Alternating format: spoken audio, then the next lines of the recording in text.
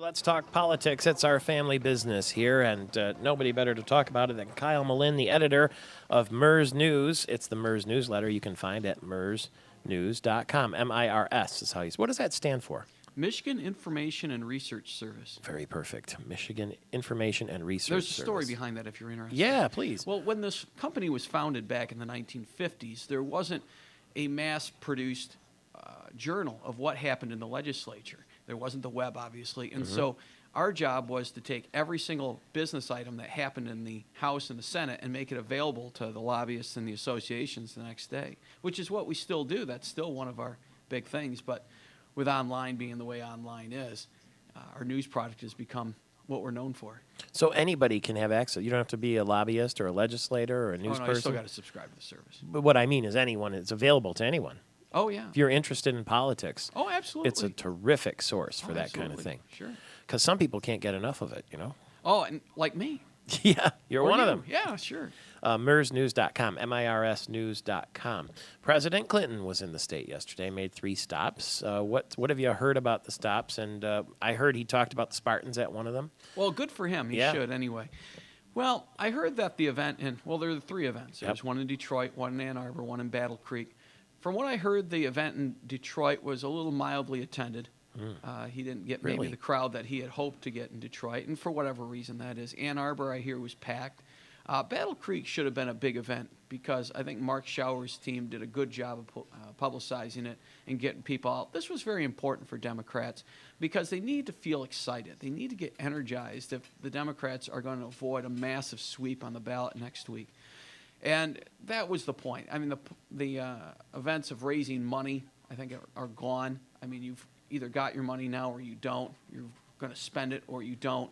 It's about getting the base energized, and that was Bill Clinton's role yesterday. Apparently in Detroit, he said that Virg Bernero was uniquely qualified to be the governor because he's a top urban leader, and he's going to get a strong turnout among young and minority voters.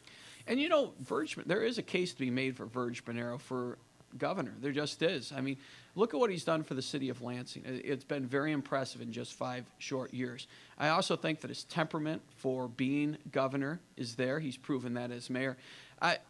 You know, you look at experience, and you can say that the Republican had experience in the private sector, but here's somebody who's actually run something, who's run a administration and a bureaucracy, a small one, but still one, and he's been successful at it. So it's not out of the realm to make a good case for Virg Bernero for governor. It really isn't. So I don't think Bill Clinton had to stretch much with that. Apparently they were hanging from the rafters in Battle Creek. Mark Schauer was with us about an hour ago, Yeah. and he said that it was wildly popular. Well, and the difference is that I think they really publicized the one for Battle Creek well.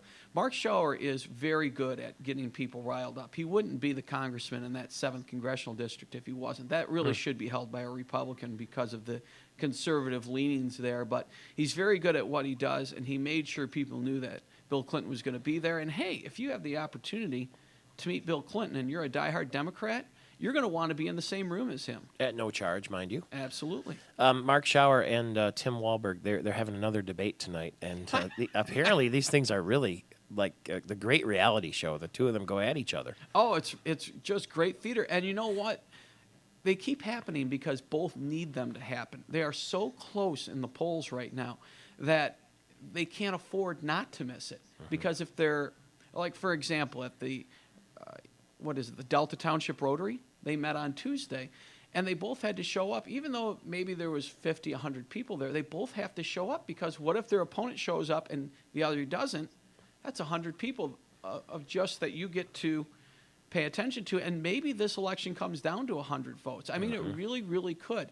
So you can't miss these opportunities. The other is, I think each thinks the other is a better arguer than the other, and so they get up there and think that they're making better points than the other, and that they're making a fool out of the other in doing so, in winning the argument. So it's just great theater all around, I agree. You mentioned a few minutes ago money. If you've got your money, you've got it. If you don't, you don't. Snyder has $2.2 million left, as I understand it. Mayor Bernero down to $168,000. Do you think Snyder will have to spend all of that $2.2 at the last minute to ensure victory? No, but he probably will. Yeah. No, I think he doesn't have to He could go and spend not one more dime and still win this election, probably with double digits. But I mean, they're not going to take anything for granted. They shouldn't. They went through and raised it all.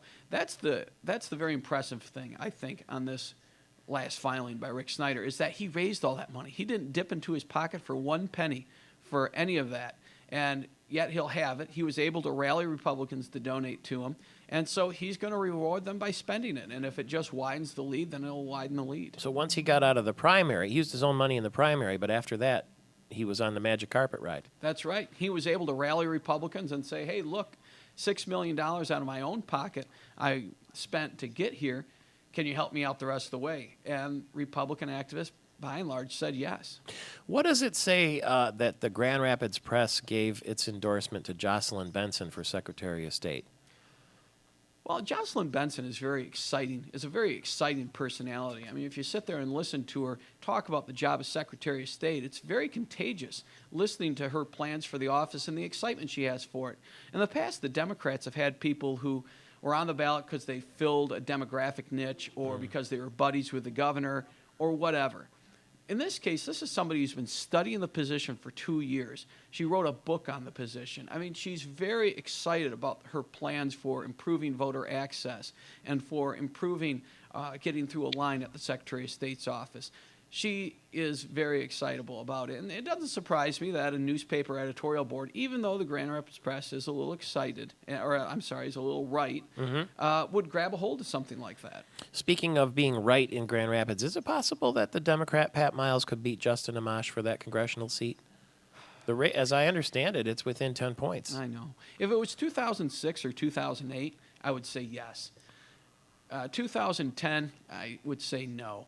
I understand that Pat Miles is a more moderate voice in that district, and I do think that maybe Justin Amash is a little right, surprisingly, there.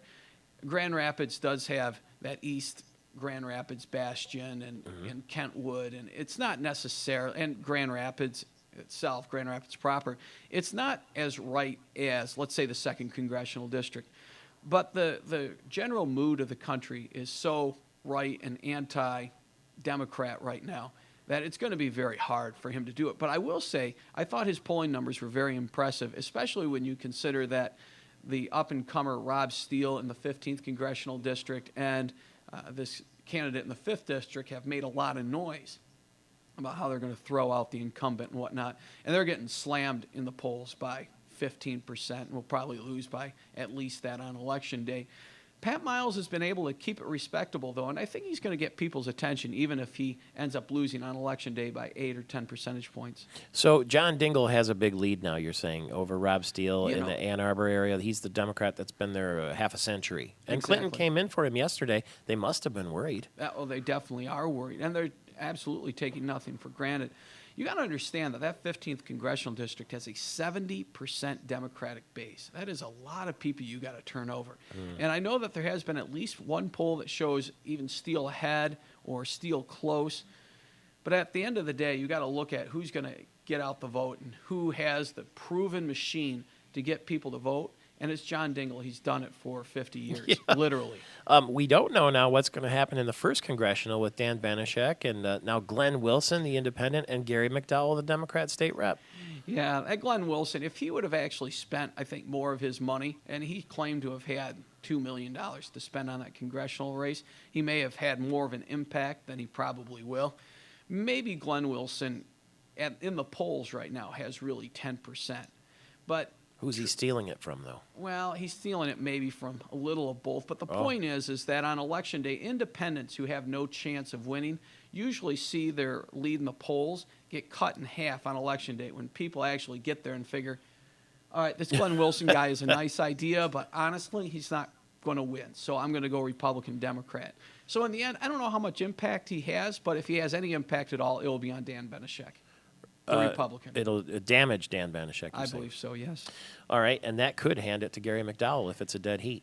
It could if it's a dead heat, but I think the polls also show that the Republican is up in that race by slightly. Well, I would say around 8%. Oh, is it? I think that's what I saw. And the Upper Peninsula, there just seems to be a lot of the Tea Party has really taken hold in the Upper Peninsula with the anti-government, anti-tax stuff. They feel a bit disenchanted up there. They're not part of the the intellectual progressive movement. And so I see that Benešek has the substantial edge up there. But most of the votes come from below the bridge, don't they? That's true. That's true. President Obama, real quickly, is going on The Daily Show. Is that desperate or modern media? It is modern media. I think you got to touch as many people as you can, and there's a lot of people who watch that show. A lot of people read MERS News, too. You can find it at mersnews.com, MIRS news.com. And we'll talk again before the election, Kyle Melinn. Thank you very much. Hey, it's my pleasure.